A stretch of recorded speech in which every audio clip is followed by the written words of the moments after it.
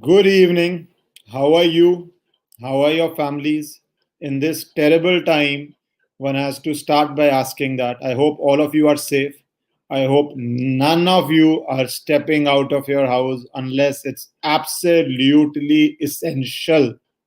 Please stop taking it lightly. I still hear some rubbish where people say, oh, it is not a big deal. If you still believe it is not a big deal, please get your brain checked. It is a seriously big deal what is happening, and if unfortunately it happens to somebody, it could be very light, very mild. Like me, I was lucky, it was very mild, or it could be very, very bad. I have some of my family relatives who are in very bad condition. So please be very careful. And may Bhagwan, Ishwar protect you and all your families. I have to start by saying this.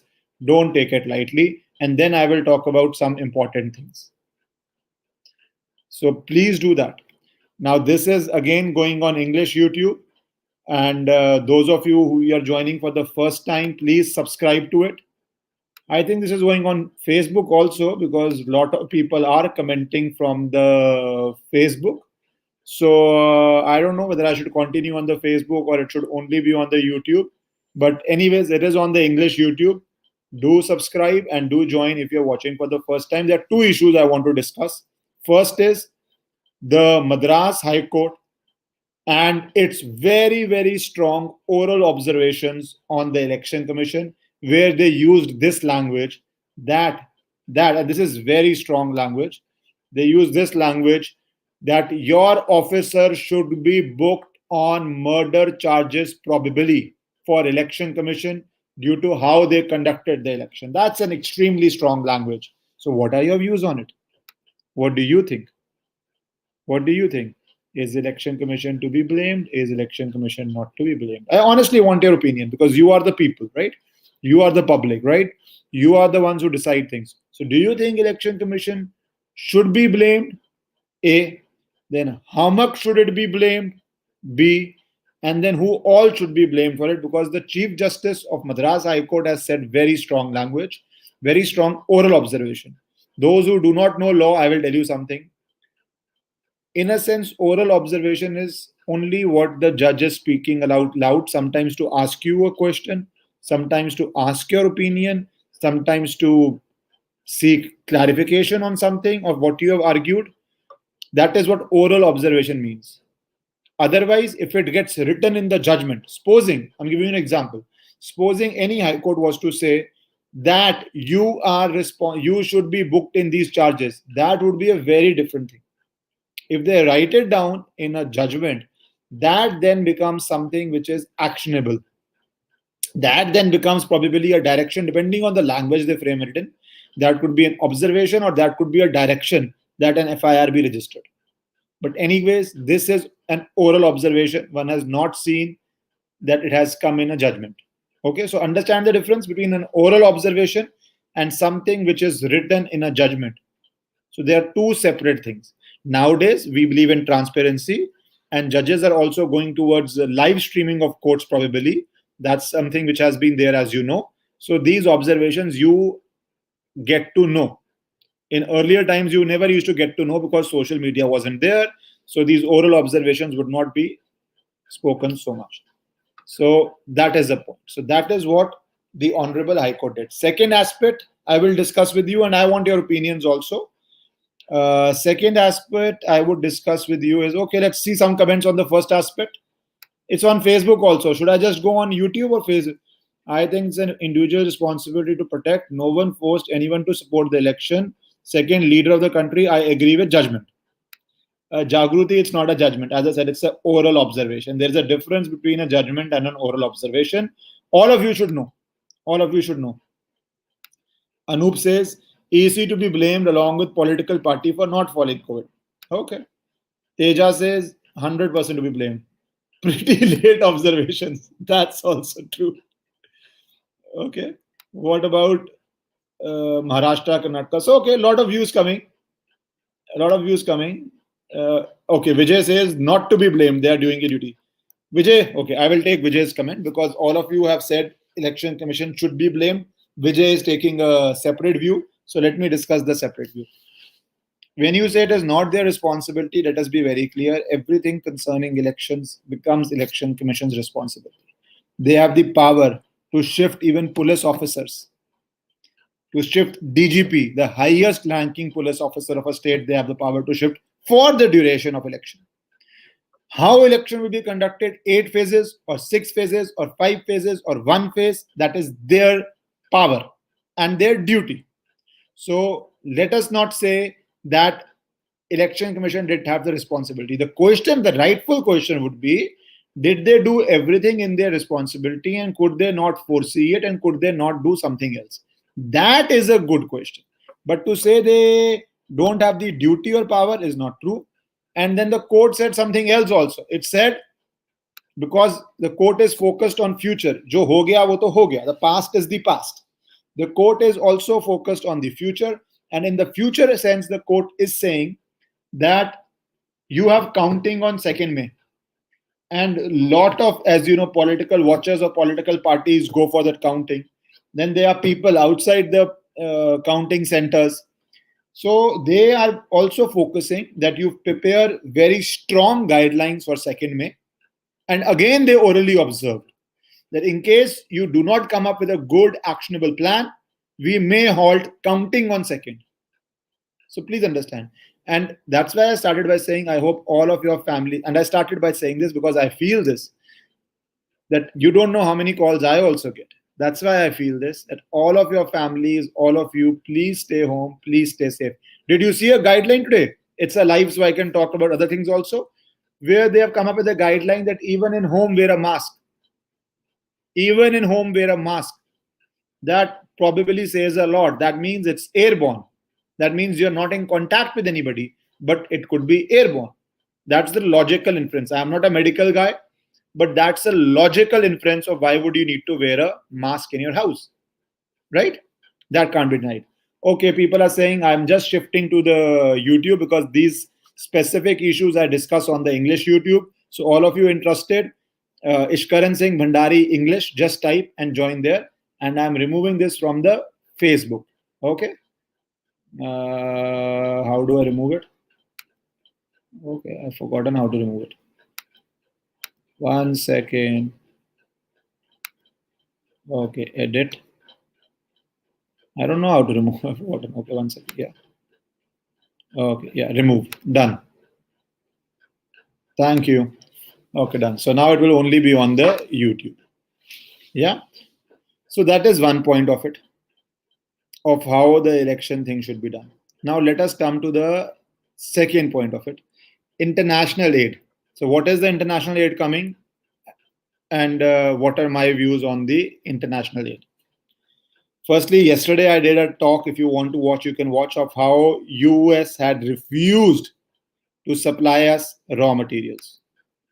So now what has happened is US, UK, European Union, France, Germany, all of them, and NRIs. I will come to our NRIs, brothers and sisters, later, but let me first deal with countries and then I will come to NRIs. So US has said, their national security advisor talked with the Indian NSA, Mr. Ajit Doval, and they have said that they are sending raw materials. Basically, they are sending raw materials. UK has said vital medical equipment, including hundreds of oxygen concentrators and ventilators, is being supplied to India in effort to prevent the tragic life of loss. France is sending significant amounts, as they say, of oxygen respiratory equipment. Germany, and I talked in the earlier video about Germany and what they had said about our pharmaceutical industry, is also sending. European Union is also sending, and other countries are also sending. So broadly, the details you can see if you want to Google, but broadly they are sending everything. Okay, this is an important comment. I'm taking this and I will answer this. Media trying to provoke poor people. I don't know in what sense you mean, because we have to take this seriously. That's why I said, please, with folded hands, I'm requesting you. You do not know, if you are lucky that it's not in your family circles, you do not know how devastating this is. I was just having a call with a friend of mine, a person who's smart and reasonably connected. His chacha passed away. Yeah. And he just said the oxygen level just dipped down. His chacha was in early 60s. He said just dipped down. He went to first one hospital, then he was taken to another hospital. So please do not say and do not take it lightly. Is my request. If you still want to take it lightly, see, I can't force anybody. If you think it's all bull and COVID is not serious, it's your choice. I can't force you, but but it is serious. Please, please, please take it seriously. Please do. Okay, now second part you come up to diplomacy, and second part is international aid and what NRI did. There are two parts to it. Firstly, the very fact that it is almost 8 or 9 days since raw materials are wanted, and Mr. Poonawala tweeted that we need raw materials, and initially America denied it, is not a good sign. See, I can give you very sugar coated versions, right? But I believe in giving you what I genuinely believe. My audience and all of you are overwhelmingly people who are proud Indians, and I am an extremely proud Indian. So I can say after 10 days we got, that was a huge, huge victory for us. But let us be very clear, I believe it is still issues. And this victory, I believe, has my opinion, and some of the conversations I've had, has also come because of a lot of pressure by our NRI brothers and sisters. Indian community in US is very strong and is a big voting bloc. It's not a small voting bloc. It's a big voting bloc. Do you know, in UK, for example, in just a few hours, they have raised 1 crore rupees. Crowdfunding. Just in a few hours, they have raised 1 crore rupees from 1,800 donors. They created an appeal that lack of oxygen supply has been a limiting factor. We would like to contribute to oxygen concentrators and send it to India to aid in recovery. And just in a few hours, they had 1 CR, which is something they are making an effort for everybody in India. So in this, I will be very cautious to call it a diplomatic victory. I'll tell you why. Because it came after 7-8 days. There was a lot of humanitarian pressure on US by Indian community and also by people who have a humane heart. People in America who believe that if a nation is in pandemic, you need to help, right? That humanity part, that was also there. So let us not believe things which are not true. See, if you blind yourself to reality, it will never help you. Let us not blind ourselves to reality. The fact that they refused for 7-8 days is a very significant fact. Please understand that. Let us not blind ourselves. That's all I will say. Blinding ourselves leads us into overestimating ourselves. And if we overestimate ourselves in anything, diplomacy or real life, we see, that is why I do lives. I enjoy them because I am now talking something beyond diplomacy also. If you overestimate yourself, you make errors of judgments which are very costly. You overestimate yourself in business, take huge loans, you could be in a bad place. You don't overestimate yourself. Don't underestimate yourself, but like they say, low BP is bad, because we are in COVID times. I'm giving you example. Low BP is bad, high BP is bad. So you can't have you have to have a blood pressure in a range. Low is bad, high is bad. Same exact logic with knowing where you stand. So they refused you for 7 days. That's not a good thing.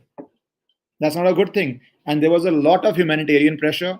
There was a lot of pressure from our NRIs. So learn the lesson, become more and more self-sufficient. Don't believe this narrative of, oh, what a glorious diplomatic victory. Because if it was diplomatically good, it would have come in the first day or second day. That is what I believe. Second part, I will come to NRIs. Somebody said Sundar Pichai. I will come to NRIs. That's what I'm saying. NRIs have, I've always been very, very, very strong supporter of NRIs. Lot of leftists did not like NRIs when they did huge rallies in support of Prime Minister Modi. I then also said our NRIs who have their heart in India are an extremely valuable asset, and some of them are born in Europe or US. So they are second generation, and some of them are still having such strong ties with India, and they are an asset. Right? Second part of it. I will come to NRI contribution. So all I would say is, all of you who are believing it's a huge diplomatic win, it's a important thing which happened, but I won't call it a huge diplomatic win. I really won't. It was a humanitarian crisis which they had to respond because there is something known as a global committee. That's my view about it. And that is why I say, please don't start overestimating yourself. Be realistic with what you are. Be realistic with what you are in life. As a nation, as a person, as a business, as an individual. That's one point of it. And secondly, now, let me also come to another point. What the NRI community is doing. Yes, absolutely. Let me show you this tweet also. I think I put it on Instagram and Facebook. I put it on Twitter, not Instagram, Facebook. Yeah. Devastated to see the worsening COVID crisis in India, Google and Googlers are providing 135 crore in funding to Give India UNICEF for medical supplies, supporting high-risk communities and grants to help spread critical information. So that's also good. Big companies, big decision makers. And wasn't I saying yesterday, our Indians are everywhere. Israel, a country which is very small, but it is the best example of how it has used people who are of their origin lies in Israel, or they believe that is their homeland, even if their origin doesn't lie in Israel. Our the origin lies in India, Bharat, right? So they have the best network of information and support. Best information on network and support. Same ways with Indian community.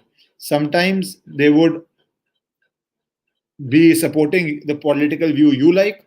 Sometimes they will not support the political view they like. But when India is in crisis, all of them are doing their best to make UK government, to make US government, to make European Union, to make every government come to India's aid. So let us appreciate them.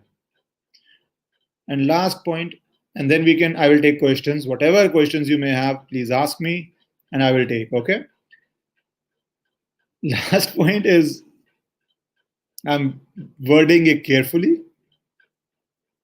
I have this mixed feeling. I tweeted this also. I have this mixed feeling. May I share it with you?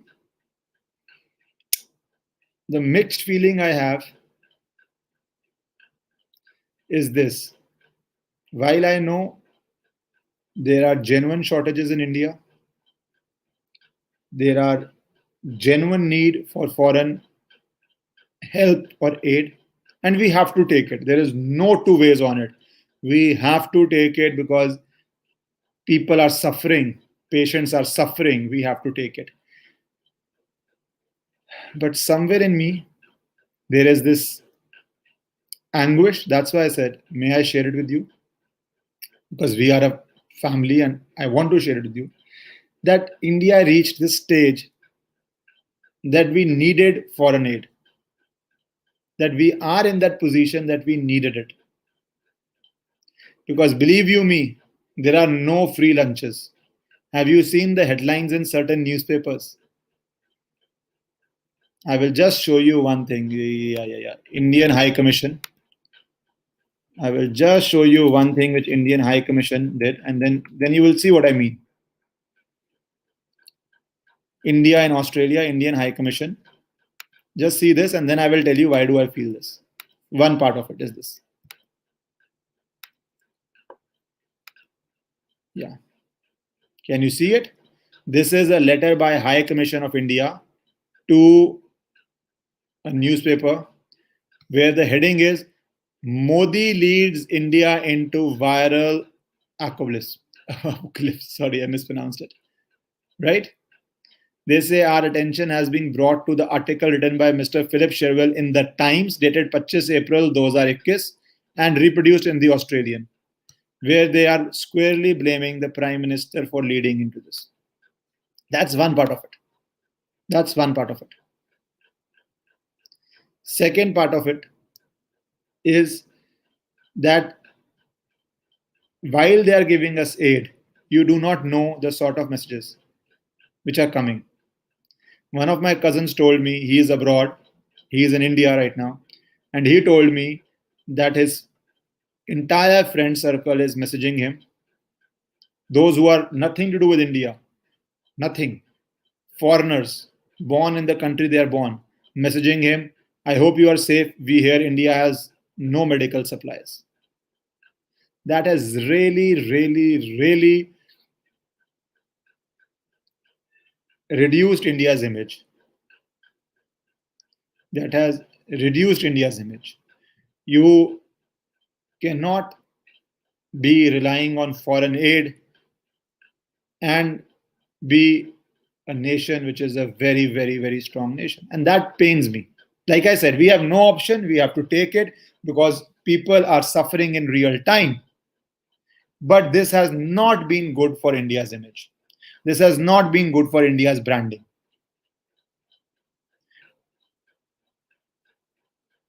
Posts on Facebook or Instagram, and these people don't mean bad. These are not political people outside India saying, yeah, okay, somebody said, yeah, exactly, this is what I meant.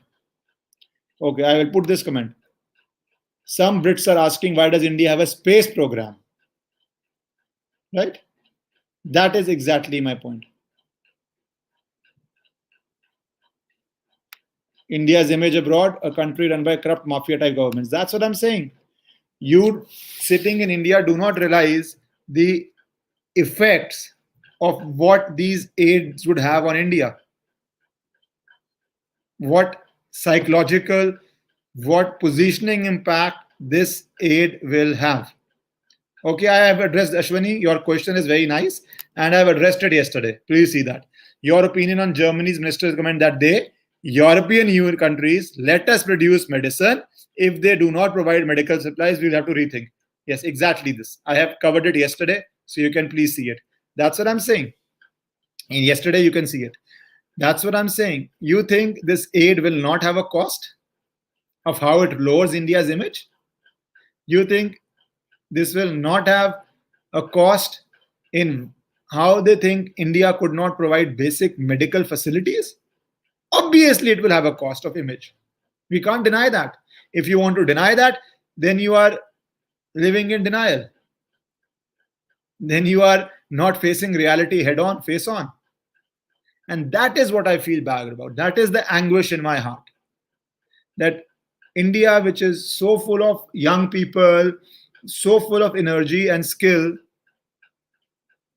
came in this position.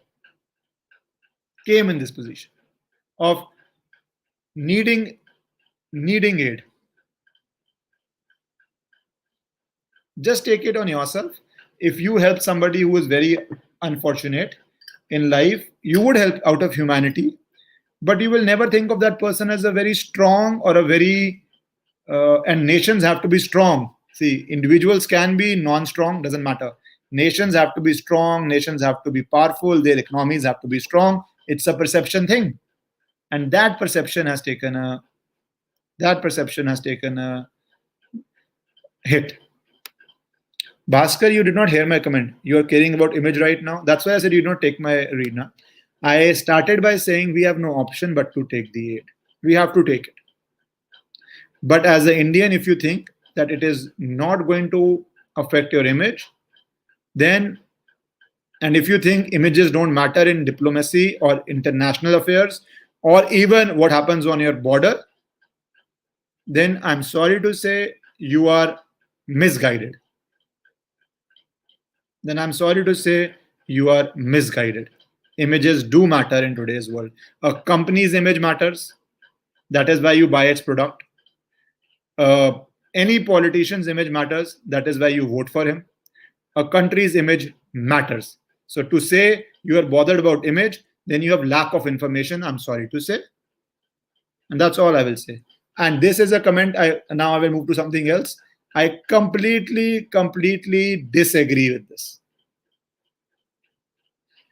South India is totally ignored by center. I completely disagree with this. Please, please do not say things like this because they are absolutely not true. They're absolutely not true. All parts of India are equally important, equally integral to India, and all governments, I'm not even talking about X or Y government, any nationalist, any human being, any government, any Indian prime minister will pay as much attention as required to every state. That is my belief as an Indian. This narrative is a very dangerous narrative that East gets less or East gets more, or South gets more or South gets less, or North gets more or North gets less, or West gets more or West gets less. Please don't fall prey to this narrative. For example, since you named BJP, I will speak about BJP. BJP government is in Karnataka, right? That's South. You think they will not do where their own government is? And let me also add, even when if their government was not there, they would still do it. I don't have a graph of facts and figures, otherwise I would have given it to you. But this, don't fall into those people who want to break India, who want to divide India, who say nonsense like this. Then it is nonsense like this. All parts of India are equally important. That is what I actually and really believe. And that is what facts, figures, allocation of funds would bring out. So please do not bring this sort of conversation here. That is all I would say on this. That is all. That please don't this. India is united, one whole country. Okay, yeah, somebody's put Karnataka is taken care. Why Karnataka? Any other part of South India, southern part of India, or eastern? Why South India? Eastern part of India. Assam. How much development the central money has done in Assam? You know, in last 5 years, roads, highways, connectivity. Just Google the figures. I am speaking live, so I obviously don't have the figures, like that. Because this, I wasn't expecting this question, but I'm answering this question because I, as a proud Indian, don't want this narrative to go unquestioned, unchecked. Okay, this is also a question. Okay, I'll take all your questions. I have no problem. Savina, do you feel that government cares about citizens? Do you really not see the? See, please don't believe all this. You are in a democracy, okay? You are in a democracy. Forget governments. You're in a democracy. If you believe the government does not care, vote them out. Bring a government you believe cares. But don't become negative and despondent. I don't know which state you are in, right? I don't know what is your state government. If you think they are not good, vote them out.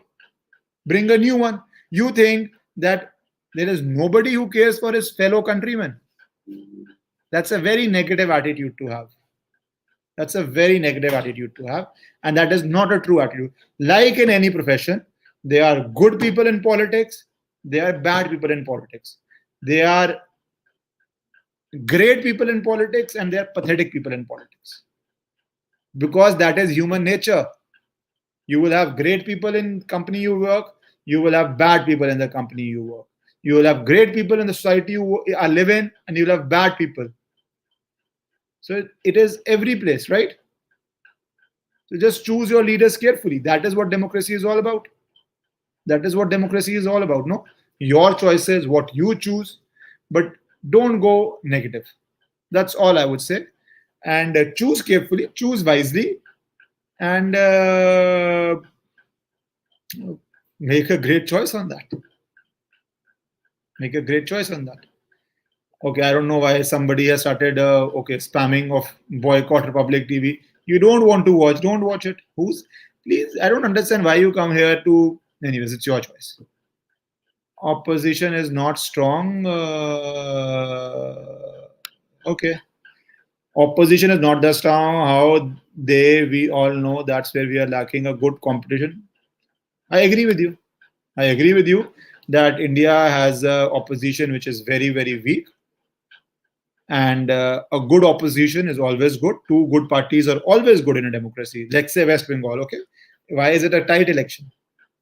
That's what I hear, right? Or forget West Bengal in a country. Opposition is good, but whose job is it? The ruling party is not going to make an opposition. They have to be good, right? If Rahul Gandhi does not work, they have to remove him and promote somebody who will work, who will have the trust of people, who will be able to challenge the prime minister because people will trust him, right? Who will be able to challenge it. So I agree with you theoretically, but this is like saying those who talk in BJP Congress context, I say this. This is like saying Congress was a five-star, okay?